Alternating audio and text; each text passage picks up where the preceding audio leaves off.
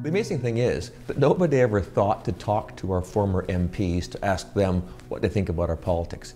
We did that, and what they told us was not pretty.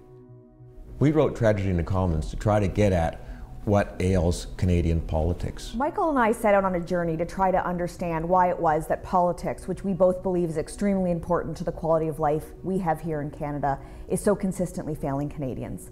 We know that voter turnout has been going down for well over a generation, and poll after poll says Canadians are increasingly dissatisfied with what they're getting from their political leaders. Conventional wisdom tells us that when you're trying to understand a complicated problem, you go to the experts and you go to the source. And the things they told us most often, and these were repeated themes. First of all, that the nomination process, how they got into politics in the first place, was broken, confused, obscure, and not very understandable. This is the winner speaking, by the way.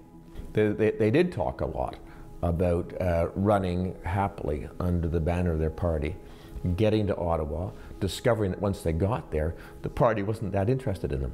They were needed to, as they said, be a potted plant or a trained seal, vote as they were told, when they were told, say what they were instructed to say, keep on a short leash and be quiet.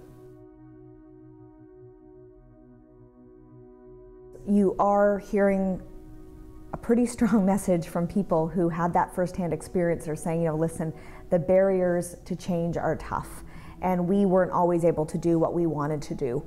And I think that makes the message all the more powerful. And they told us that regardless of what party they were from, regardless of what part of the country they were from, regardless of whether they were a backbencher or a cabinet minister, they all, or almost all of them at least, had a clear perspective that we could and should be conducting politics better in this country. Canadians need to know why their politics aren't serving them in the way that they'd like them to.